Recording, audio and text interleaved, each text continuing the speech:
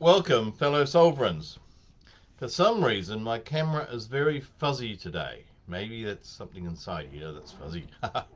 Anyway, so I was having a conversation yesterday with a friend who's a life coach. And because I haven't got his permission to tell the story, I won't use his name. So let's just call him George, which is not his name. And so George is a life coach, and it's not going quite as he'd like. Not as many customers, not as successful, and he's heartily sick of having to do all this marketing, all this social media stuff. He's just over it, and it feels like, what sounded like, he's over the whole thing, because it's just not working. So anyway, I suggested one thing he could do is do a podcast, or do a regular podcast, or a Facebook Live, as I'm doing here. And he had all sorts of resistances to them, and I don't know what they are. I can't pretend to know what's in his brain. He just appeared to have lots of resistance. And it might have just been it's a whole new thing and it needed time to process in his mind. It might be the fear, it might be I don't know. I don't know where he was at. I was just suggesting this and showing him how he could do it. And he wasn't leaping with great joy about the idea. Let's just say that. So, often as adults, when we start something new, we focus on the embarrassment. What are people going to think when I do this? And if I don't do it right, if I fail, how terrible is failure? And if we think back to when we were children, I mean, I don't remember what I felt like when I started walking, because that's too far away, too far ago. But when I see the joy on a child's face when they start walking, we just know that it must be an amazing feeling to start walking when you're a child.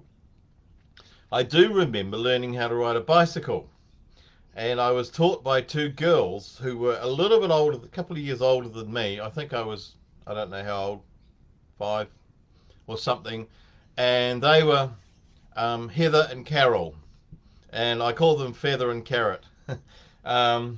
Such is my memory for silly things. But I had no thought of or worry, even though one of them I was a little bit in love with, 6-year-old love, but of the worry of falling over, of crashing on my bike, which I did several times. And I actually thought it was funny.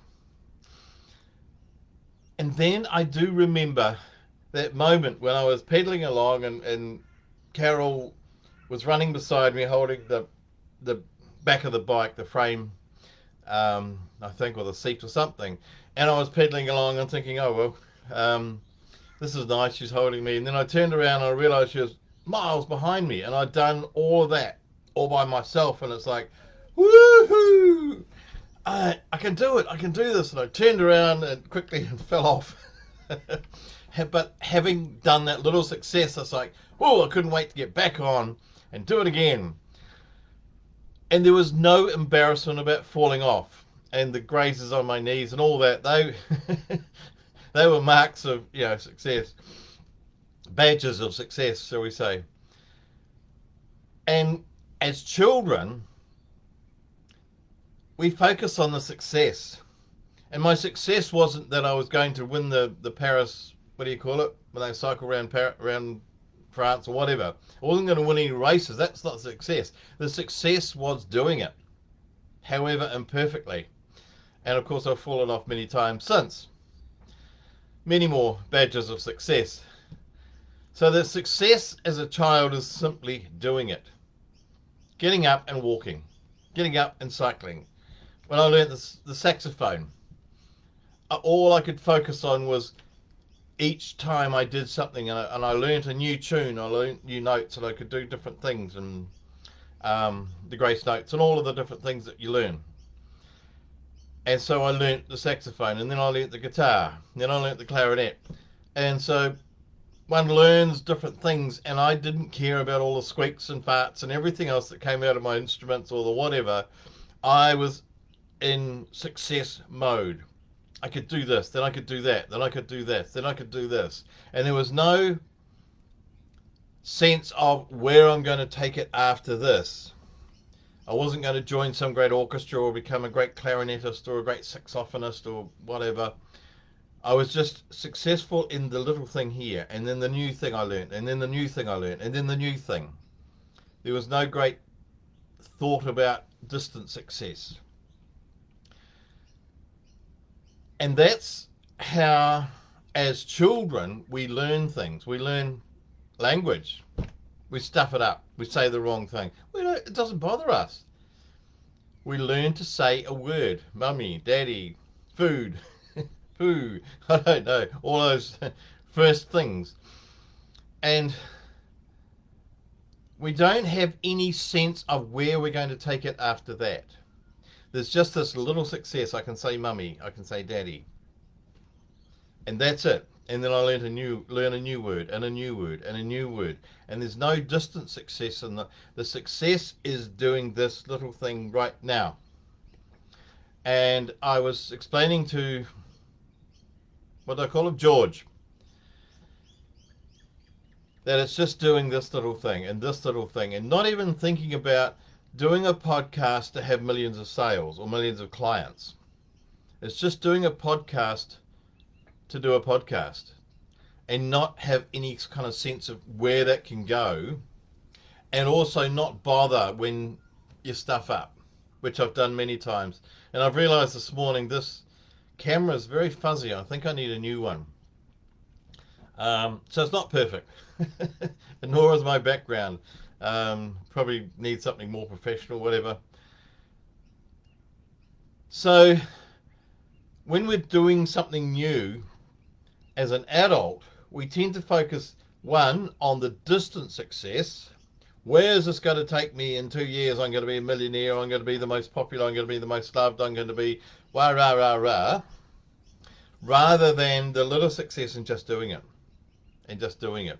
And we also focus on, which children don't, we focus on the embarrassment. What are people going to think if I don't do this right? Because I remember my father aspired to be a writer. So he wrote a book about his life as a farmer. And I edited it, and I was really moved. I was in tears for many parts of it. It was an amazing story.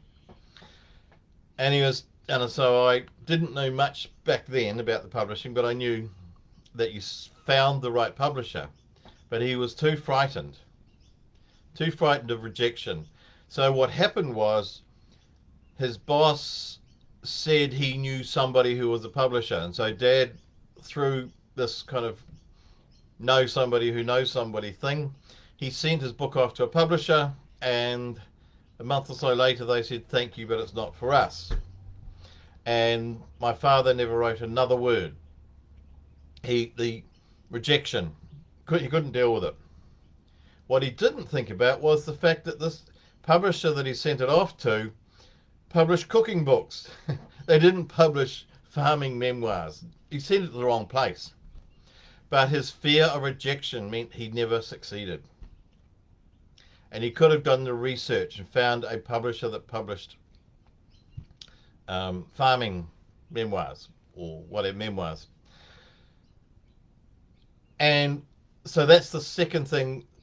We focus on what are people going to say. And when there's rejection, poof, not doing it again, end of story, and we do not succeed. So I'm the opposite. I think I've got 142 rejection slips. And I probably need to do my research a bit better in finding the right publisher. Anyway, I'm enjoying it more doing my own thing. But when we focus on the big success and when we focus on what people are going to think, we'll go nowhere. We won't do it.